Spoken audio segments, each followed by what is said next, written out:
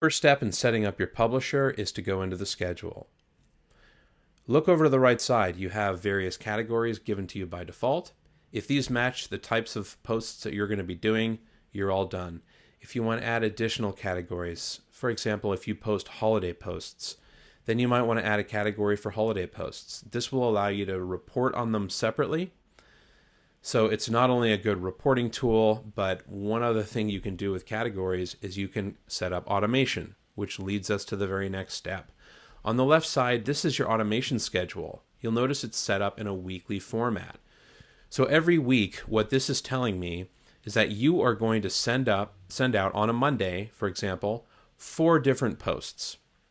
Each one of these schedule items represents a post. So let's take the first one, for example. Monday rolls around, it's 8 o'clock. What our software is going to do is we're going to try to match all of these conditions.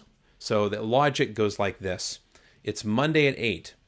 Any post that you have tagged with any of these categories will go out at 8 o'clock in the morning to these social networks. So let's say you published it and you selected all the social networks, a profile from each one of these social networks. If you turn off all of these except for Facebook, what will happen at 8 a.m. is we will send the Facebook portion of your post at 8 a.m. But because the others are turned off, it will leave those other networks in the queue. I'm going to save this. Then what you can do is at 10 o'clock, let's say you want the rest of them to go out. So since we have the same category, let's say it was inspirational, and the category matches again, what we're going to do, and let's turn Facebook off here, the net result of this will be the rest of that same post will go out to the other social networks at 10 o'clock. And then it will be done and it will expire that post from the queue. The only exception to this is if you have requeue enabled. And I'm going to show you this when you start publishing to social media. So I'm going to, let's save this. So now let's take our example where we requeue our posts. When you requeue, what happens is all of the items that are fresh in your queue are going to be selected first. But if you run out of content, let's say you go on vacation for a week and you have no fresh content added to your queue. What we're going to do is look at all of the items that you have tagged as a requeue. These are evergreen items, things that might talk about your brand. They're not news of the day specific.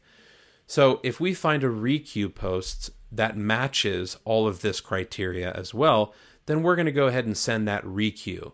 What this is going to do is keep your feed full of content no matter what. So you want to make sure to publish quite a few different requeue posts as well. So if you go on vacation, or let's say your content manager quits and it takes a couple of weeks to replace them, well, all of that great content that they've been publishing will continue to be posted until you can hire somebody new and fresh content starts getting added to your queue again. So let's jump into the publisher. This is going to be your day-to-day. So what you do, like let's say you want to post something new to your schedule. I'm going to say I love Ferraris, and then I'm going to just start typing in my link. Oops, just Ferrari.com. And then as soon as you hit space, we are going to go out to that URL and we're going to pull in as much information as we can just to save you time. So I'm going to make sure that I have all of the social profiles selected that I want to post to. Notice that I can set these on or off by default just to make my life easier next time I post. If I'm posting to a group, you get some additional options here. I can post as the page that owns the group, or I can post as the individual that owns the group. Once you select page, just notice that you're going to have to select the page that owns that account. And when I say own, I mean the admin. Any admin can publish to your group. I want you to note something here. If you are publishing to a group, when you set up that group initially, there's one extra step. So when you're in account preferences and you add the group, a link will appear to add the app to your group. Make sure you go add that app, and then you'll be able to publish just fine to the group. So now that we've pulled in all the information, I've got a couple things I can do to customize my post. Let's say I want to add an emoji. You can do that here by clicking the emoji icon and just selecting an emoji. Let's say I also want to bold Ferrari. I can hit bold, and if I want to italicize love, I can italicize it here. Fantastic. So notice it already pulled in some images from the page. You can scroll through and pick the different images from the page. You can also add additional images here or here using this image icon. Notice that there's an asset library option if I have an image that I already have uploaded in the past, or if I want to pull in from my millions of commercial-free images that our software provides. I can do that here, or I can upload a fresh image from my hard drive. Let's go to the asset library. Notice we already have a few images. Every time you publish, your images will appear here in your asset library. We have a number of different folders, so you can upload backgrounds and store them here just to keep your assets and your brand consistent across all of the different assets that you upload. Now I want to go out and grab something new, so I'm going to enter Ferrari and do a search. And what this is going to do is go out to commercially free sources and pull in a number of different images. Once you find one you like, just go ahead and click it and select it. Notice that any links that you add, it's going to be added here. The first one will be added here as an attached link. So if you want to add additional links, you can continue on writing your message here and add up to 5 different links. What we are going to do in the background, when you click publish, we're going to add all of that tracking information that we added in the account setup. Remember the analytics integration? We're going to add all of those parameters to your links, and then we're going to shorten them. So you don't need to use a link shortener. It's all handled for you within our software. So if you look to the right, you're going to notice this is our next step. I want to make sure it looks good in all of the different social networks. Now, Instagram, I'd like to add a hashtag here. So I can do that a couple ways. I can click on that text and it's going to create an editor here. So I can now say Ferrari. I can do the same thing in any of the other social networks. Notice I can also add bold only to my Instagram caption. And I can add hashtags. So that leads us to our next step.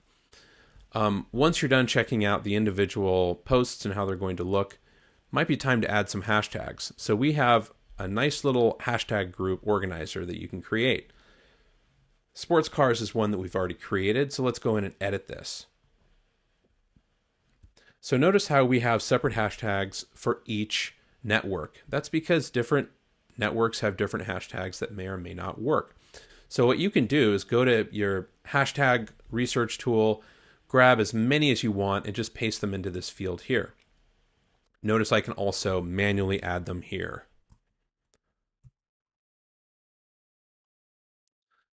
So what our software will do is we're going to automatically and randomly pick this number of hashtags from your list. So if you add 100 here, we're not going to post 100 to your post. That would crash the post and it wouldn't work. You can do only a maximum of 30 in an Instagram post. So what we're going to do is only pick the number that you want. You can manually add after that, but go ahead and select the number of posts. Like LinkedIn, they're not real heavy on hashtags, so we're only pulling in one. Once you're happy with it, give it a name and save it. And now you can very quickly add those in the future. The next step is to select a category. Remember the first step that we did? Once you set up all your categories, you have them available here. So go ahead and tag this post. And what this is going to do is drop it into the correct schedule item based on the category you selected. It's also going to make your reports really streamlined because now I can filter that report based on the category, and it will only show us reporting on all of my promotional posts. Now remember we talked about requeue. This is where you're going to tag it as a requeue. So this is going to be for all of your evergreen content, and you can auto expire this information or this content just by selecting these options below. Let's say I only want this to go out 6 times. I would just enter 6 here. Let's say this is a holiday post. So what I can do here is I can select a specific date in the future. So I might choose to go out and have this automatically expire at the end of the holidays. I've got a New Year's post going out, so I want to make sure to wait until after that. Let's select the 3rd of January of next year. From there, I can even select a specific time of day. Once that's done, you just click Add to Queue, and what will happen is it's going to add this to our queue folder, which I'll show you next. Before I do this, I want to give you some other options as well. You can publish this immediately. You can schedule this for a very specific time in the future by selecting a date.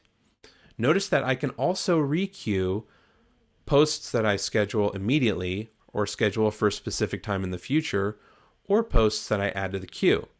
That's very important. So I could post this immediately if I have to get this out right now, but if it's also evergreen content, I might as well put that in my requeue.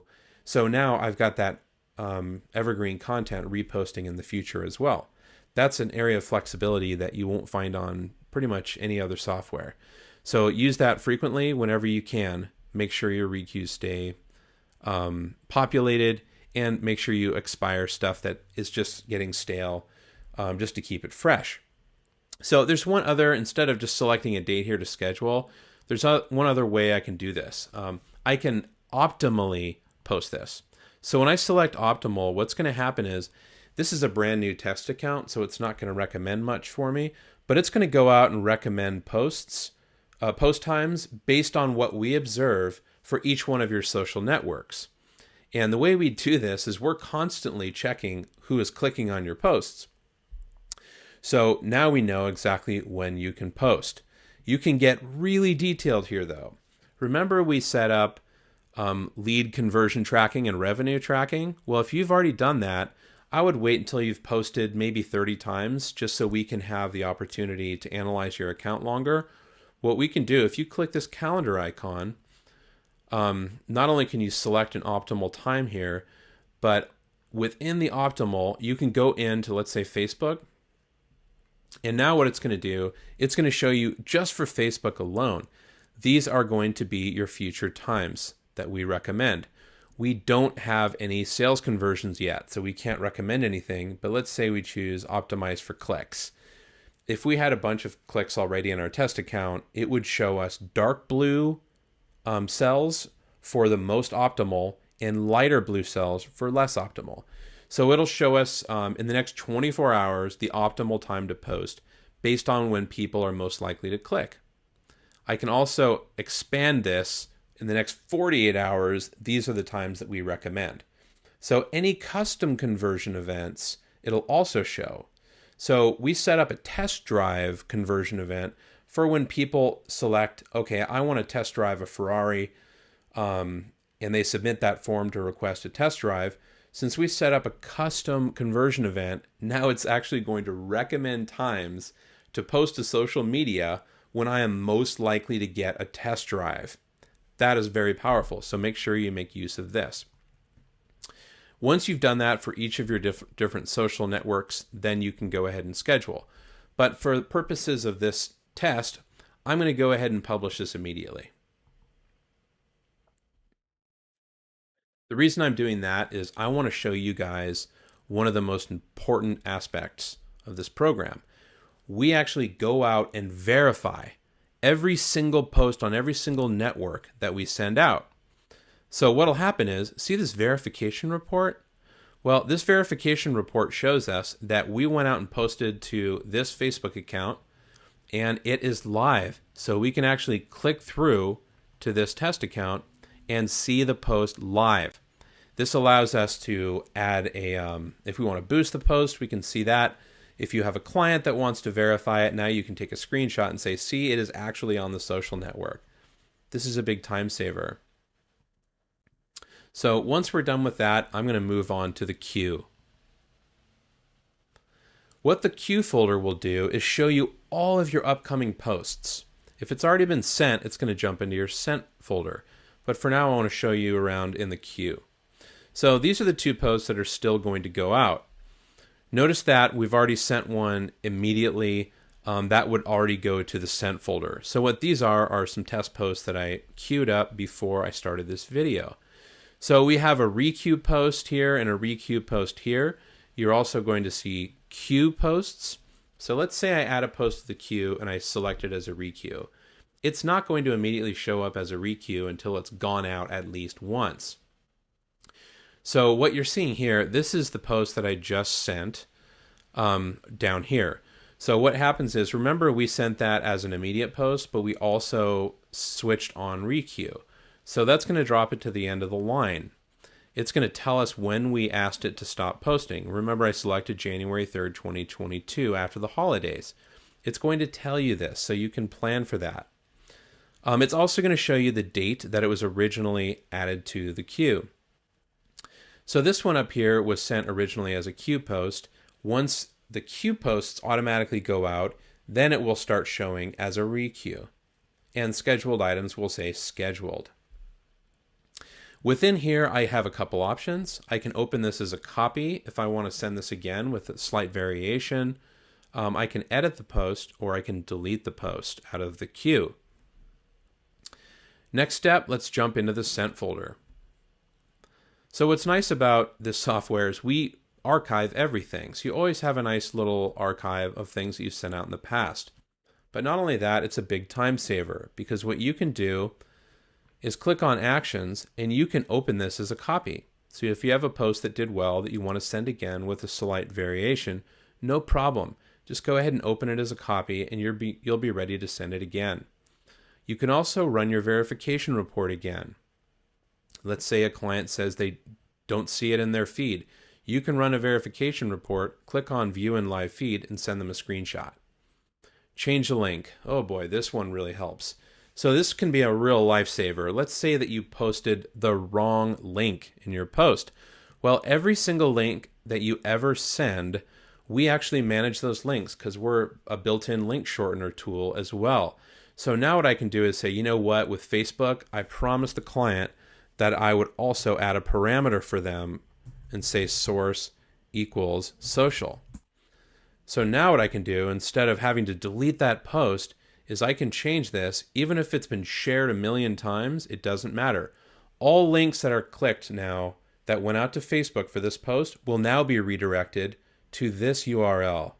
So that can really save face if you happen to post the wrong link in a post.